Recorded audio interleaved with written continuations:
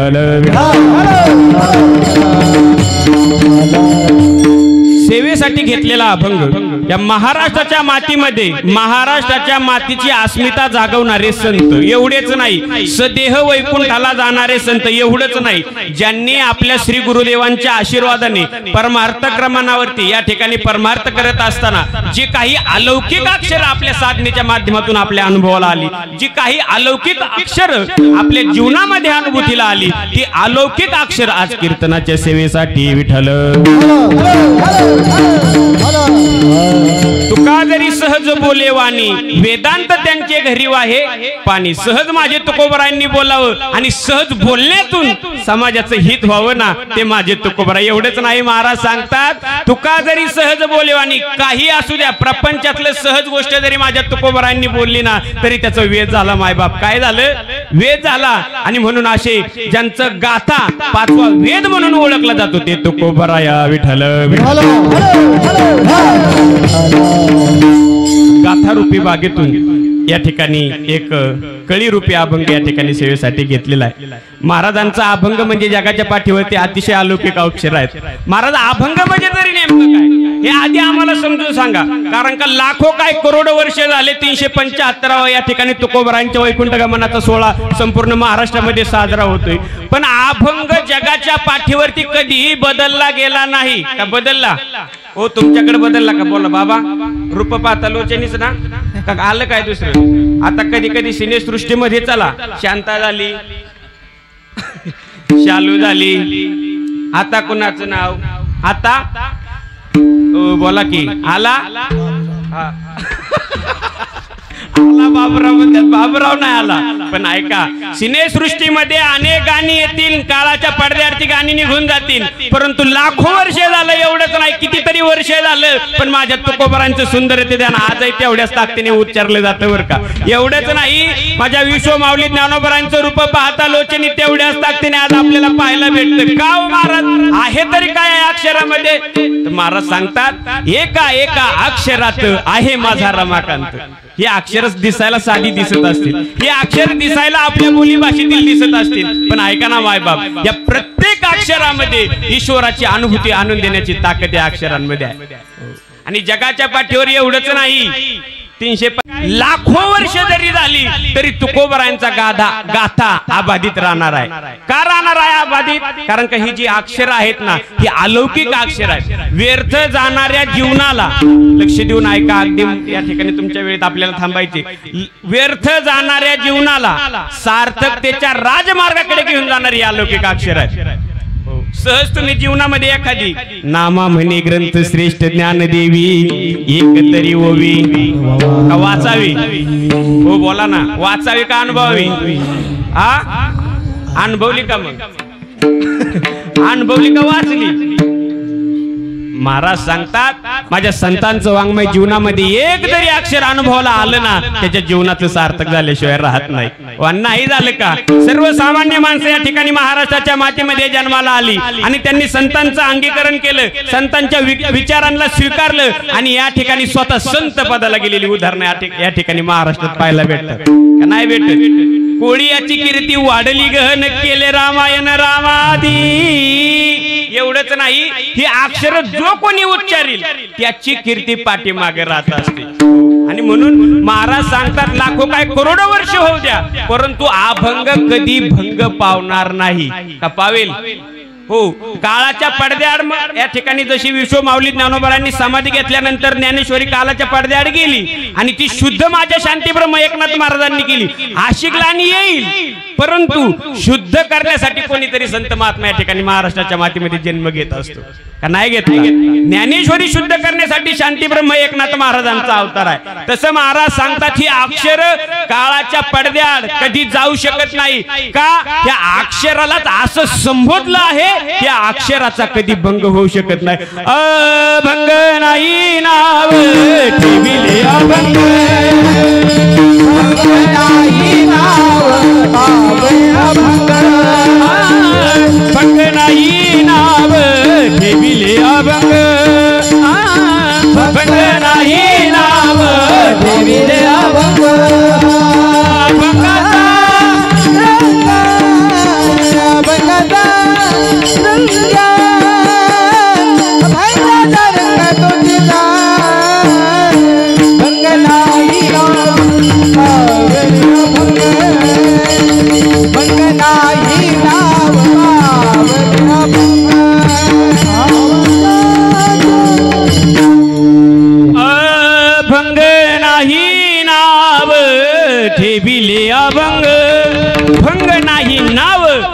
केले अभंग आणि म्हणून 375 वर्ष झालं माझ्या तुकोबरायांचा अभंग आहे ना तो आजही अभंग तेवढाच गरजेचा आहे।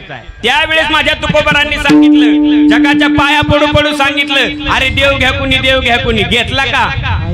हा घेतला का देव कुणी? बोला ना, घेतला का नाही? देव घ्या कुणी, देव घ्या कोणी, देव घ्या कोणी, हा देव घ्या कोणी, देव घ्या कोणी, देव घ्या कोणी, हा देव घ्या कोणी, देव घ्या कोणी, देव घ्या कोणी, देव घ्या कोणी, देव घ्या कोणी, देव घ्या देव देव देव देव देव देव देव घ्या कोणी, देव घ्या कोणी, देव घ्या कोणी, देव घ्या कोणी, देव घ्या कोणी, देव घ्या कोणी,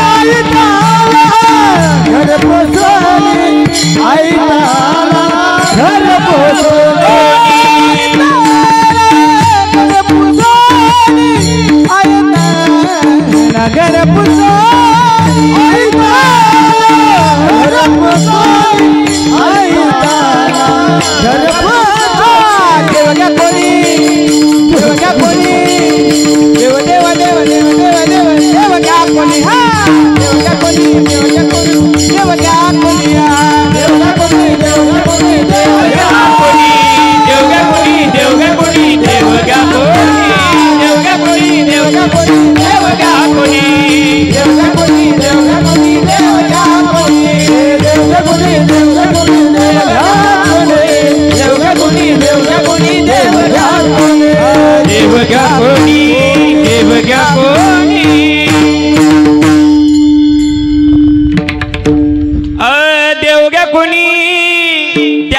तुकोबर आले 375 वर्षापूर्वी आणि सकल समाजाला विनंती केली, मायबाप देव घ्या, देव तुमच्या घरी या ठिकाणी देव घेऊन आलोय, भगवंत घेऊन आलोय। किती जणांनी घेतला? हात वर करा, हात वर करा। तसं तर देवाने आपल्याला हाती आहे ना देवाचं होण्यासाठीच दिलेला आहे, देवाची भक्ती करण्यासाठीच हाती आपल्याला दिलेला आहे। किती लोक भक्ती करतात? हात वर करा बरं। एकच तुम्ही करतानाच बाबा, तुम्ही घेऊन आलाय म्हटल्यानंतर हो तुम्हाला माझी भाषा समजते ना? कसं आहे 4 मैलावरती भाषा बदलत असते ना, म्हणून तुम्हाला माझी भाषा समजते ना? मराठीचे काय पाकिस्तानी नाही बोलावला तुम्ही। आसन 200 किलोमीटरचा पण महाराष्ट्रीयन आहे, संतांच्या विचारांचा पायक आहे। महाराज सांगतात की परमात्म्याने आपल्याला हा देह आहे ना भक्ती करण्यासाठी दिलाय। नवे नवे देहाची भक्ती करत असताना तुकोबराय देव घेऊन आलेत, मग हा देव किती जणांनी स्वीकारला सांगा ना? आजी हा देह आपल्याला परमात्म्याने भक्ती करण्यासाठी दिला, पण लोकांनी ऐकलं का? नाही ना ऐकलं। बरं भक्ती केल्याशिवाय जीवनाची परिपूर्णता होऊ शकत नाही, हे तुम्हाला समजतंय का? हे माहिती आहे का? देवाने देह कशासाठी दिलाय माहिती आहे? नाही आहे का? नाही कशासाठी दिलाय? देवे दिला देह भजन गोमटा, देवे दिला भजन देवे दिला भजन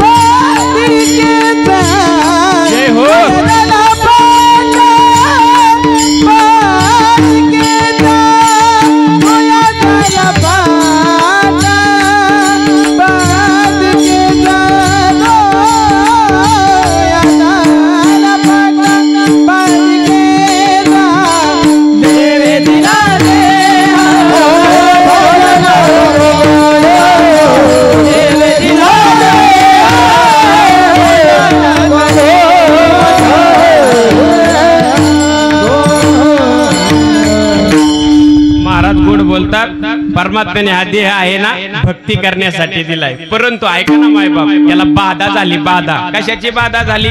सत्तेची बाधा झाली, विषयाची बाधा झाली, सौंदर्याची बाधा झाली. एवढा सौंदर्यामध्ये रमून गेला की त्याला विसरला की हा देह आहे ना हा नाशिवंत आहे, हा एक ना एक हा देह नाशिवंत भलमुराचा भारा, हा देह नाशिवंत भलमुराचा भारा, वरी जन्म घातले कर्म किंकाचा झाला, वरी कर्म घातले कर्म किंकाचा झाला, वरवधू गतीरे आमंगळ दिशा भारा, वरवधू गतीरे आमंगळ दिशा भारा, स्मरे हरिहरा शरण जाई गोविंदा,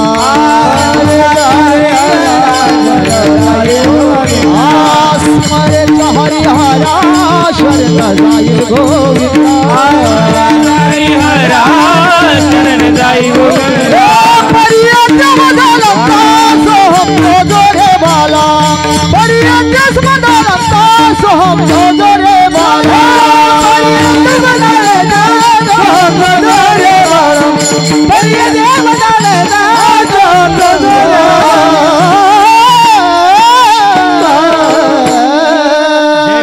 क्या बात आहे, टाळी वाजव एकदा.